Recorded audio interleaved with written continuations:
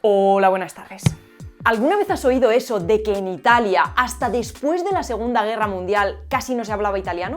¿Y qué se hablaba? A ver, el italiano era una lengua de las élites y la mayoría de la población hablaba su lengua regional. Napolitano, lombardo, véneto, piamontés, siciliano... Todas estas lenguas, por cierto, parece que en el norte del país se están perdiendo rapidísimamente y sin embargo parece que en el sur están aguantando muchísimo mejor. Como norma general, que hay excepciones. Bueno, pues esto no solo ha pasado en Italia. Podríamos decir lo mismo de Francia. Aquí la mayoría de la población hablaba alguna variedad de la lengua de Oc, o sea, el occitano, o las lenguas de Oil, el normando, el picardo, el galó, que no hay que confundir con galo, que es una lengua prerromana. Oye, ¿tú no ibas a hablar del alemán? Ya, bueno, es que esto también pasaba en Alemania. Al contrario de lo que pasa en Francia, la historia política de Alemania es relativamente paralela a la de Italia. Digamos que las dos se unificaron como país en el siglo XIX. Vamos a situarnos. Este es Otón I y fue el primer emperador del Sacro Imperio Romano Germánico. Vamos a obviar aquí a Carlomagno. A este señor lo coronaron emperador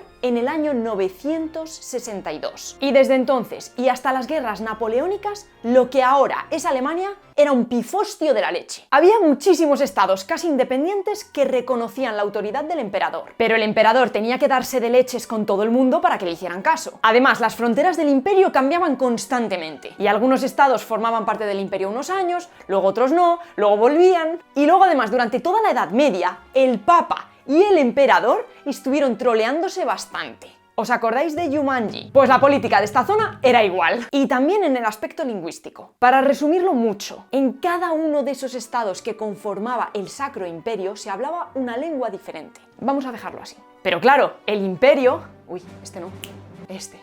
Controló muchos territorios en zonas en las que hablaban incluso lenguas que no eran germánicas. Por ejemplo, Bohemia, que hoy es una región de Chequia que tenía una amplísima población eslava, o grandes partes del norte de Italia, donde se hablaba lombardo, piamontés, véneto... Pero vamos a empezar por el principio. ¿Cómo el principio? Si llevas 2 horas hablando. Calla, a mí el principio me apetece que sea el siglo V, que es cuando cae la Roma occidental. Aquí vemos un montón de tribus germánicas en lo que hoy es Alemania occidental, y cada una de ellas con su propia lengua, o dialecto, o variedad lingüística, como queráis llamarlo. Eso sí, importante, la mayoría de ellas eran lenguas germánicas de la rama occidental. Estas hablas podían clasificarse en 3 grupos. Variedades de bajo alemán, lo que en alemán se conoce como Niederdeutsch, que estaban en el norte, variedades del alto alemán, Hochdeutsch, que estaban en el sur, y una línea central compuesta por variedades de transición. Vamos, que aquello era, como suele pasar, un continuum dialectal, es decir, una serie de hablas que poco a poco se van alejando más lingüísticamente mientras más se alejan geográficamente. Hasta el siglo XV o XVI en cada sitio se hablaba su propia variedad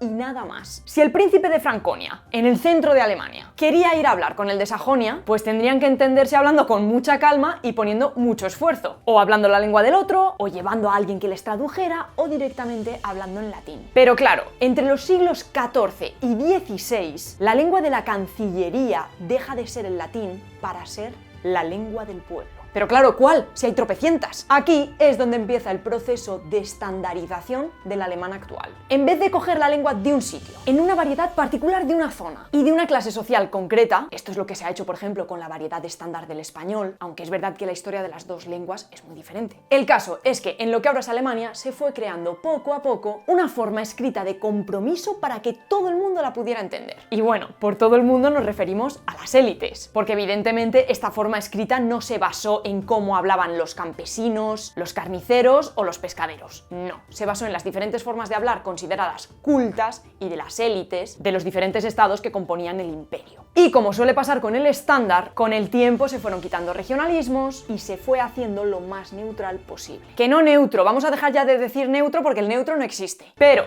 eso sí, el estándar no se creó con base en todas las variedades habladas en el Sacro Imperio, sino que se tomaron como referencia las del alto alemán, el Hochdeutsch. O sea que las formas de transición o las del bajo alemán quedaron fuera. Y ya está, o sea, unos señores crearon una lengua más o menos artificial, que es el estándar, y ahora todo el mundo la habla porque sí. Bueno, hubo algo que favoreció mucho a que esta nueva variedad escrita tuviera prestigio, y a que se unificara en la élite del imperio: la traducción de la Biblia. ¿Por qué hablas todo el rato de variedad escrita? Es que nadie la hablaba. Muy buena pregunta. Me la has puesto en el guión. Bueno, es verdad que también se usaba entre diplomáticos o gente de clase alta, pero no se habían puesto de acuerdo sobre cómo pronunciarla. ¿Y entonces? Pues en el siglo XIX, gracias a la educación y al boom del teatro, entre otras cosas, se tuvo que establecer una convención para la pronunciación. Y de hecho, incluso se llamó Bühnendeutsch, o sea, alemán del escenario. Actualmente, en el norte de Alemania, las variedades regionales están prácticamente desaparecidas. En el sur de Alemania o en Austria se conservan con relativa vitalidad. Pero donde la lengua regional sí que es hablada por la mayoría de la población es en Suiza. Müssen Sie sich diesbezüglich keine Sorgen machen, weil in der Nacht kommen die Sternchen führen die Wolken. Pero ¿cuándo empezó a hablarse alemán por la mayoría de la población y no solo en los teatros? Pues igual que en el caso de Italia o Francia, el alemán no se empezó a hablar de forma masiva por la mayoría de la población hasta que la radio, la televisión, la educación y la alfabetización se hicieron generales a mediados del siglo XX. ¿Cómo te quedas? Sandra, ¿sabías todo esto del alemán? Natürlich. ¡Qué pedante! Venga, No, pero te dilo. ha quedado bien. ¿Y vosotros sabíais que tengo un podcast con esta persona, la hiperactina, en Podimo a partir del 5 de febrero? En la descripción tenéis el link y aquí tenéis la promo. A ver, Sandra, ¿qué hacemos aquí? Tía, ayudarla. Sabéis que se ven, está nerviosa y no sabe de qué hablar, ¿vale? Espera.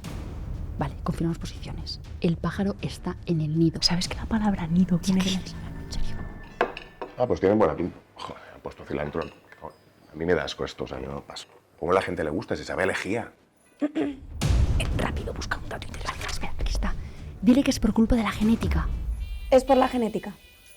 Sí, por eso a algunas personas les sabe a jabón o a metal y a otras no. Yo es que genéticamente no tengo ningún pero.